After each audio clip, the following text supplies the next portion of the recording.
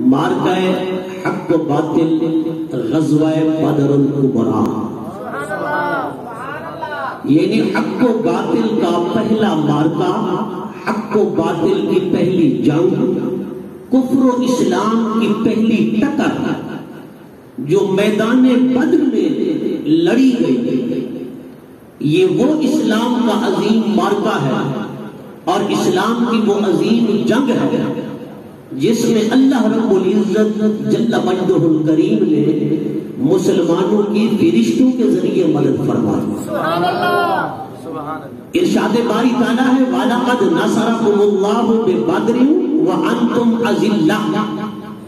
اللہ رب العزت فرماتے ہیں اور البتہ تحقیق نَصَرَكُمُ اللَّهُ بِبَدْرٍ، اللہ نے بدر کے میدان میں تمہاری مدد فرمائی۔ سبحان اللہ۔ اے مسلمانوں، میدان بدر میں جب تم تھے وَأَنْتُمْ أَذِلَّةٌ، حالانکہ تم کمزور تھے، قلیل تھے، تھوڑے تھے، بے سر و سامان تھے، تمہارے پاس نہ لشکر شکن مجاہدین تھے، نہ تمہارے پاس اسلحہ تھا، نہ ساز و سامان حرب تھا، تم بالکل قلیل مقدار میں اور تعداد کے لحاظ سے بھی تھوڑے، سامان بھی نہ ہونے کے برابر، اور اللہ نے تمہاری ایسی مدد فرمائی، ایسی نصرت فرمائی کہ تم نے وہ جنگ جیت لی، اور اعلاء کلمت اللہ کی سربلندی کے لیے جب تم نکلے تھے رب نے تمہیں فتح سے ہمکنار کیا۔ سبحان اللہ، سبحان اللہ۔ حضرات گرامی،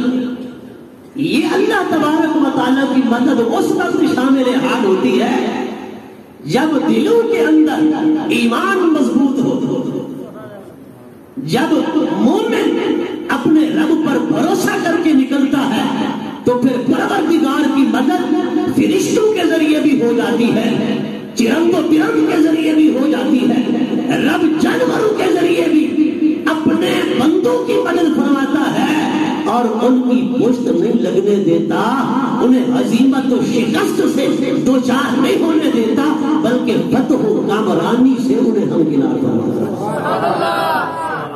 لیکن یہ کب ہوتا ہے؟ جب ایمانی قوت زور پر، جب ایمان مضبوط ہو، رب پہ بھروسہ اور تقیہ ہو۔ آپ دیکھیے جب یہ مارکہ بقا ہونے والا تھا، آقا دو جہاں صلی اللہ علیہ وسلم نے صحابہ کرام کو جہاد کا حکم دیا، فرمایا جہاد کی تیاری کرو، کیونکہ کفار مکہ جو تھے انہوں نے مسلمانوں کی زندگی جس طرح سرزمین مکہ میں تنگ کر دی تھی، اسی طرح مدینہ ہجرت کر کے آنے کے بعد بھی انہوں نے عرصہ حیات تنگ کرنا شروع کر دیا، مسلمانوں کا جینا دو بھر کر دیا، مسلمانوں کے قافلے لوٹنے لگے، مسلمانوں کے تجارتی قافلوں کو نقصان پہنچانے لگے اور مسلمانوں کے خلاف سازشیں کرنے لگے، اور مدینہ طیبہ کے ارد گرد جو منافقین تھے یا یہود تھے ان کے ساتھ تعلق مضبوط کر کے مسلمانوں کے شرازہ کو بکھیرنے لگے اور مسلمانوں کی جماعت میں درائیں ڈالنے لگے اور مسلمانوں کو کمزور کرنے لگے۔ تو آقا علیہ الصلوۃ والسلام نے فرمایا کہ آج بھی یہ اسلام کا پیچھا نہیں چھوڑ رہے، ہم نے مکہ تو چھوڑ دیا لیکن یہ کافر، یہ منافق، یہ یہودی آج بھی ہمارا پیچھا کیے ہوئے ہیں، اسلام اور اسلام کے چاہنے والوں کے خلاف سازشیں کر رہے ہیں۔ تو آج کوئی مارکہ بپا کرنا چاہیے تاکہ دودھ کا دودھ ہو جائے، پانی کا پانی ہو جائے۔ سبحان اللہ، ڈلی نہ ہو، ذرا محبت سے بیٹھو، تاکہ دودھ کا دودھ اور پانی کا پانی ہو جائے اور دنیا دیکھے حق پر کون ہے، باطل پر کون ہے۔ رب کعبہ کی قسم ہے، چشم فلک نے بھی دیکھا تھا کہ جب 313 نے 1000 سے زائد لشکر شکن ان کافروں کو پچھاڑ کے چھوڑا تھا اور انہیں ہزیمت اور شکست سے دوچار کر دیا اور انہیں پچھاڑ کر رکھ دیا۔ حضرات گرامی، کفر و اسلام کی یہ پہلی ٹکر، حق و باطل کی پہلی جنگ، غزوہ بدر الکبریٰ جو میدان بدر کے اندر لڑی گئی، آقا علیہ السلام نے جہاد کا حکم دیا، صحابہ کرام کو مشورے کے لیے جمع کیا۔ جب صحابہ جمع ہو گئے، آقا علیہ السلام نے فرمایا اے صحابہ، ہم نے ایک جنگ بپا کرنی ہے۔ یہ جنگ اس وقت بپا کی جاتی ہے جب معاشرے کے اندر ناسور زیادہ ہو جائے، جب معاشرے کے اندر کینسر زدہ لوگ زیادہ ہو جائیں، جب معاشرے میں فجور پھیل جائے، جب معاشرے میں فساد پھیل جائے، جب فساد فی الارض زوروں پر ہو جائے، جب فساد فی الارض عروج پر ہو جائے، پھر اس کینسر کو ختم کرنے کے لیے، فساد کو ختم کرنے کے لیے نبی علیہ السلام کی زندگی اور قرآن ہمیں بتاتا ہے کہ پھر جہاد کا راستہ اختیار کیا جاتا ہے۔ بولو مسلمانوں، بولو کون سا راستہ؟ آج جہاد کی بات کی جائے تو کہتے ہیں یہ تو فساد ہو جائے گا، یہ تو فتنے بپا ہو جائیں گے، زندگی تنگ ہو جائے گی۔ اور نہیں، اگر زندگی کو پرسکون بنانا چاہتے ہو، فساد ختم کرنا چاہتے ہو، تو سنت رسول یہ ہے کہ فساد جب زیادہ ہو جائے تو پھر جہاد کا راستہ اختیار کرنا چاہیے۔ کون سا راستہ اختیار کرنا چاہیے؟ جہاد کا راستہ اختیار کرنا چاہیے۔ حضرات گرامی، حضور نے سب کو جمع کیا۔ جب سب صحابہ جمع ہو گئے، میرے آقا نے فرمایا مشورہ دو، کیا کرنا چاہیے؟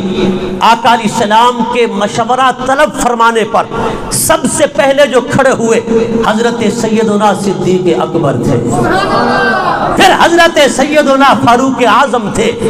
یہ دونوں حضور کے غلام کہنے لگے یا رسول اللہ، آپ حکم فرمائیں، ہم آپ کے ساتھ ہیں۔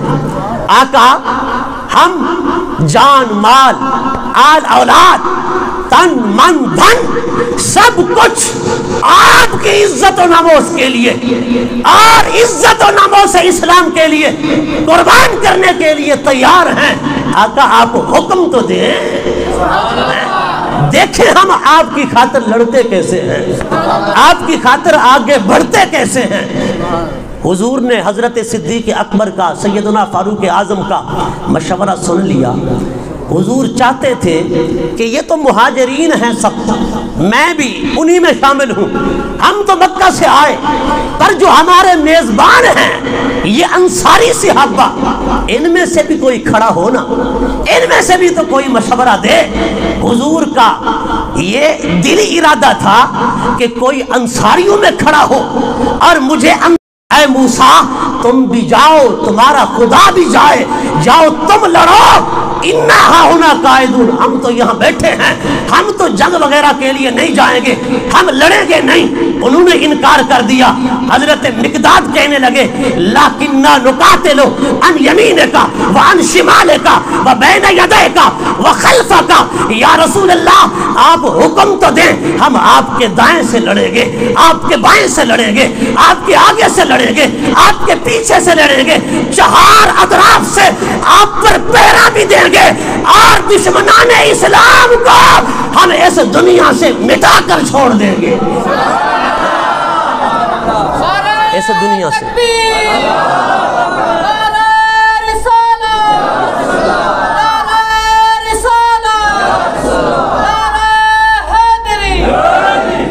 آقا حکم تو دے، ہم ان کا ستیہ ناش کر دیں گے، انہیں نیست و نابود کر دیں گے، کوئی کافر نہیں بچے گا۔ آقا جذبہ تو دیکھیں آپ۔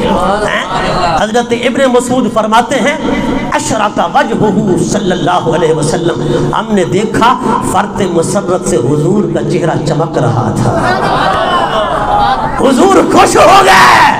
اس سرکار کو خوش کرنا ہے، حضور کو خوش کرنا ہے تو پھر حضور کی اس طرح مانو جس طرح صحابہ نے مانی ہے، حضور کو اس طرح خیر مقدم کرو جس طرح صحابہ نے کیا ہے، حضور پر اس طرح سب کچھ نچھاور کرو جس طرح صحابہ نے کیا ہے۔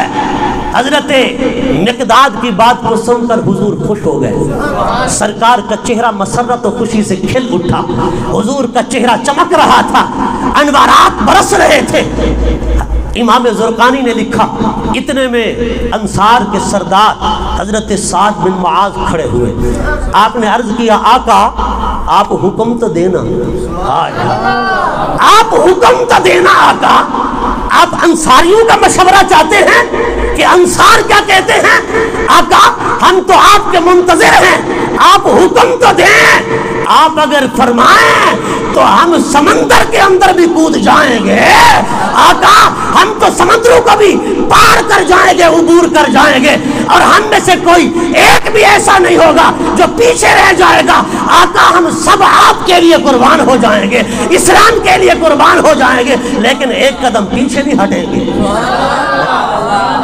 حضور نے مہاجرین کا مشورہ بھی لے لیا، انصار کا مشورہ بھی لے لیا.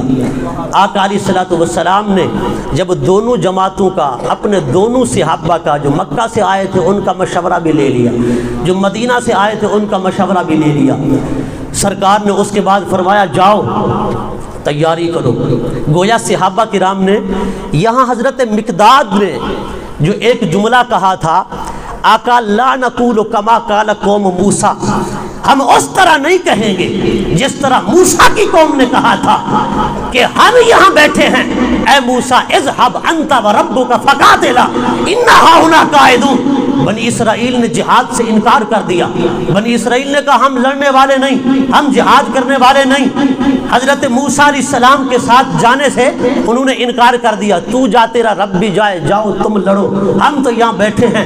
من و سلوہ کھانے والی قوم جہاد سے مکر گئی. من و سلوہ کھانے والی قوم جہاد سے انکاری ہو گئی. صحابہ نے یہ اس لیے کہا تھا کہ آقا وہ من و سلوہ کھا کر بھی جہاد سے انکاری ہو گئے. آقا ہم تو درختوں کے پتے بھی کھائیں گے پھر بھی جہاد سے پیچھے نہیں ہٹیں گے. جہاد سے پیچھے نہیں ہٹیں گے. درختوں کے پتے، زمین کی گھاس کھا کر بھی آقا ہم آپ کے ساتھ ہیں، آپ کے قدم بقدم ہیں. آقا ہم ہر طرف سے آپ کے ساتھ ہیں. اللہ اکبر، ہر حوالے سے آپ کے ساتھ ہیں. گویا کسی کی زبان میں صحابہ نے یوں کہا، تعال اللہ یہ شیوا ہی نہیں ہے با وفاؤں کا. تعال اللہ یہ شیوا ہی نہیں ہے با وفاؤں کا. پیا ہے دودھ ہم لوگوں نے غیرت والی ماؤں کا. پیا ہے دودھ ہم لوگوں نے غیرت والی ماؤں کا. نبی کا حکم ہو تو کود جائیں سمندر میں، نبی کا حکم ہو تو کود جائیں سمندر میں. ہم جہاں کو محو کر دیں نعرہ اللہ اکبر میں. ہم جہاں کو محو کر دیں نعرہ اللہ اکبر میں. آقا یا رسول اللہ ہمارا سر حاضر ہے، خواہ کٹ جائے یا رہ جائے. ابھی تو نہیں کٹ رہا، بولو ذرا محبت سے. اور سر دینا تو دور رہا، تم تو سبحان اللہ بھی نہیں دے رہے. صحابہ کی عظمتوں پر قربان ہو جاؤ نا. آقا ہمارا سر حاضر ہے، خواہ کٹ جائے یا رہ جائے. سر تسلیم خم ہے جو مزاج یار میں آئے. سر تسلیم خم ہے جو مزاج یار میں آئے. محمد ہے متاع عالم ایجاد سے پیارا، پدر مادر جان مال آل اولاد سے پیارا. حضور نے فرمایا جاؤ جہاد کی تیاری کرو. جہاد کی تیاری کا حکم ہوا. فرمایا تمہارے پاس لشکر ہو لشکر لے آؤ، تمہارے پاس اسلحہ ہو اسلحہ لے آؤ. فرمایا تمہارے پاس جو جوان ہیں لشکر شکن مجاہدین انہیں لے آؤ. حضور نے فرمایا جس کے پاس جو سامان حرب ہے، جنگی سامان ہے، وہ لے آئے. فرمایا تیاری کرو. تیاری کا حکم ہو گیا. صحابہ جب حضور کی بارگاہ میں اکٹھے ہوئے نا، جہاد پر جانے والے ان کی تعداد 313 تھی. کچھ روایات کے مطابق 319 تھی. یہ میدان بدر کا مارکا سر کرنے والے 313 نبی کے جانثار، نبی کے جانباز. مگر خدا کی قسم یہ وہ نہ تھے جو چوری کھانے والے ہوں، یہ وہ نہ تھے جو پتلی گلی سے نکلنے والے ہوں، یہ وہ نہ تھے جو درمیان میں چھوڑنے والے ہوں. تھے تو 313 پر سارے کے سارے نبی کے وفادار تھے، اسلام کے جانثار تھے، دین کے جانباز سپاہی تھے. آج عاشق رسول ہونے کا دعویٰ کرتے ہیں، اور کس منہ سے؟ اور بگاڑ اور بھیڑیے اور درندے اور جانور سے بدتر، اولئک کالانعام بل ہم اضل، اور کس بوتھے سے تو کہتا ہے عاشق رسول ہے؟ نبی کی عزت کی دھجیاں اڑتی رہے، اور بدبخت تو عاشق ہے۔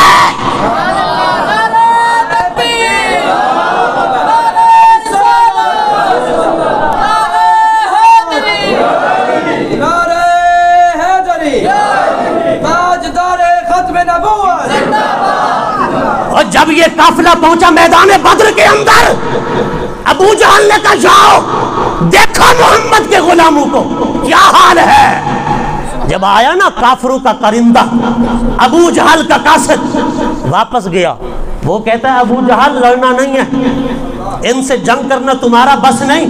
اس نے کہا کیوں؟ کہا دیکھا ہے، ہیں کمزور، لاغر بھی ہیں، نحیف و نزار بھی ہیں، پر خدا کی عزت کی قسم، رب کعبہ کی قسم ہے، وہ سانپ کی طرح پیچو تاب کھا رہے ہیں۔ ان کا آقا حکم تو دے، وہ تمہاری تکہ بوٹی کیسے کرتے ہیں؟ وہ تو پیچو تاب لے رہے ہیں، بتاب ہیں، اپنے آقا کے حکم کے منتظر ہیں۔ اور میں نے کہا یہ ہوتے ہیں عاشق رسول۔ زبان سے دعویٰ کر دیا عاشق رسول ہونے کا کہ عاشق رسول ہونا کوئی آسان ہے۔ میں تو کہتا ہوں ہم جیسے نکمے اور عشق کی عین کو نہیں پہنچ سکتے، چاہے جائے کہ عاشق رسول بنے۔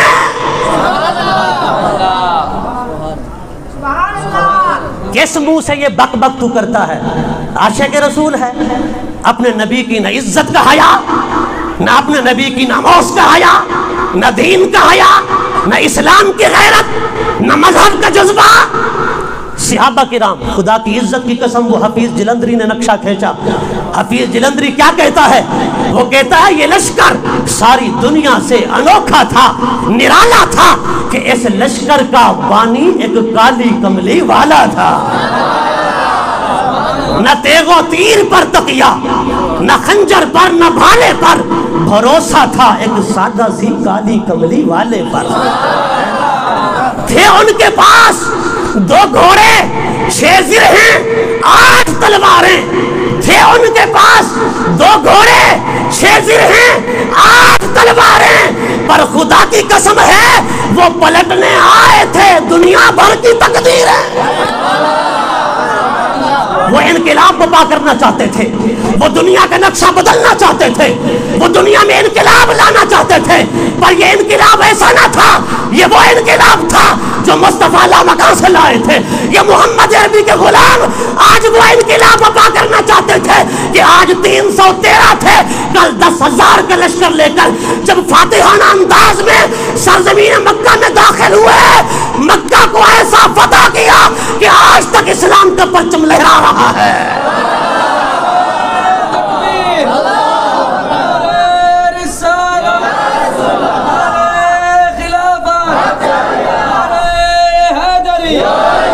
عظمت و شان مصطفیٰ، عظمت و شان صحابہ، عظمت و شان صحابہ، بولو بدری صحابہ زندہ باد۔ یہ وہ تھے خدا کی عزت کی قسم، 313 سے جن کا آغاز ہوا، پر اسلام کا پرچم ایسا لہرایا کہ آج بھی مکہ پر وہ کفار مکہ، وہ صنادید مکہ، وہ سرداران مکہ جن کو اپنی طاقت پہ گھمنڈ تھا، جن کو اپنی طاقت اور فورس پہ غرور تھا، میرے نبی نے ان کا غرور، نبی کے صحابہ نے ان کا غرور ایسا مٹی میں ملایا کہ آج بھی اسلام کا پرچم لہرا رہا ہے اور تا قیامت انشاءاللہ لہراتا رہے گا۔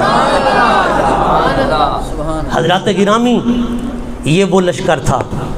جب یہ لشکر تیار ہو رہا تھا، آقا علیہ الصلوۃ والسلام کی خدمت میں 2 نوجوان آ گئے جن کی عمر کوئی 10-11 سال ہوگی، 12 سال تک حضور کی بارگاہ میں آئے۔ حضور نے فرمایا تم کدھر آئے ہو؟ عرض کرتے ہیں یا رسول اللہ ہم نے جہاد پہ جانا ہے۔ حضور نے فرمایا نہیں بیٹا تمہاری عمر تھوڑی ہے، جاؤ تم گھر۔ تم نے جہاد پہ جانے کی اجازت نہیں ہے، جب بڑے ہو جاؤ گے تو پھر جہاد پہ جانا۔ وہ دونوں کہنے لگے یا رسول اللہ جب ہم گھر گئے تو ہماری ماں رو رہی تھی، ہم نے پوچھا ماں رونے کی وجہ کیا ہے؟ ماں نے کہا بیٹو رو اس لیے رہی ہوں کہ مصطفیٰ کریم نے اعلان جہاد کر دیا ہے، حضور نے جہاد کا حکم دے دیا ہے، مگر میرے پاس تمہارا باپ نہیں ہے، تمہارا بڑا بھائی نہیں ہے، ہر کوئی اپنا جوان پیش کر رہا ہے، کوئی اپنا شوہر دے رہا ہے، کوئی اپنا بھائی بھیج رہا ہے، کوئی اپنا بیٹا بھیج رہا ہے، پر میرے بیٹو تم دو میری جمع پوچھی ہو، جو عمر میں تو چھوٹے ہو، کوئی بڑا ہوتا تو بھیجتی، پر میں چاہتی ہوں تم جاؤ مصطفیٰ کی ناموس کے لیے قربان ہو جاؤ، جاؤ تم مصطفیٰ کی ناموس کے لیے قربان ہو جاؤ۔ اور مسلمانوں اپنے ایمان کا صحابہ کے ایمان سے موازنہ کرو، اور میں نے کہا تولو تولو ایمان تولو۔ آج ہم نبی کی عزت اور اسلام کے لیے شٹر ڈاؤن نہیں کر سکتے، آج ہم احتجاج ریکارڈ نہیں کروا سکتے، آج ہم صرف حق نہیں بول سکتے کہ جابر حکمران ہمارے اوپر بیٹھا ہے۔ اور میں نے کہا صحابہ کو دیکھو، خدا کی عزت کی قسم ہے اپنے جگر کے پاروں کو مصطفیٰ کی عزت کے لیے پیش کر رہے ہیں۔ ہمارا بھی ایمان ہے پر ان کا بھی تو ایمان تھا نا، ان کا بھی تو ایمان تھا۔ اور میں نے کہا نبی کی عزت پر کبھی کسی سے کمپرومائز نہ کرنا، نبی کی ناموس کے لیے کبھی مفاہمت اختیار نہ کرنا۔ خدا کی عزت کی قسم ہے آج سب کو حضور کے لیے چھوڑ دو، قیامت کے دن مصطفیٰ تمہیں نہیں چھوڑیں گے اگر چاہتے ہو تو، ورنہ آج اگر تم نے کسی کو نہ چھوڑا اور تم نے ہر کسی کے ساتھ رشتہ نبھایا، چاہے حضور کا بے ادب ہو، حضور کا گستاخ ہو، حضور کی عزت و ناموس کی دھجیاں اڑانے والا ہو، اور میں نے کہا دیکھو وہ حضور کی صحابیت ہی نا، آج پاکستانی ماں ہوتی تو بیٹا ابھی تو تیری داڑھی کتروانے کا اور کٹوانے اور منڈوانے کا وقت ہے، کیا تیرا وقت ہے کہ تو داڑھی رکھوائے؟ تو تو شراب پی، تو تو کرکٹ کھیل، تو تو سینما جا، تو تو لفنگ کے لڑکوں کی طرح 1 to 5 پہ چل، اور تو تو مزے اڑانا، تو تو کھیل کود کر، تیرا بھی وقت ہے داڑھی رکھوانے کا، مولوی بننے کا، جہاد پہ جانے کا۔ وہ ماں تھی، خدا کی عزت کی قسم وہ ماں جنت کا ٹکٹ لے کر دیتی تھی، آج کی ماں سینما کا ٹکٹ لے کر دیتی ہے۔ آج کی ماں اپنے گھٹنے کے نیچے شراب کا گلاس چھپا کے بیٹھی ہے، بیٹا آئے گا تو اسے شراب کا گلاس دوں گی، تحفہ تیرے کلمہ پڑھنے پر۔ وہ بھی ماں تھی، تو بھی ماں ہے، پر خدا کی عزت کی قسم اگر تو سیدہ عائشہ، سیدہ خدیجہ، سیدہ فاطمہ الزہرا کی سیرت و کردار کی روشنی میں بیٹے کی تربیت کرتی تو تیرا بیٹا بھی یا معاذ بن کر نکلتا، یا معوذ بن کر نکلتا، یا حسین بن کر نکلتا۔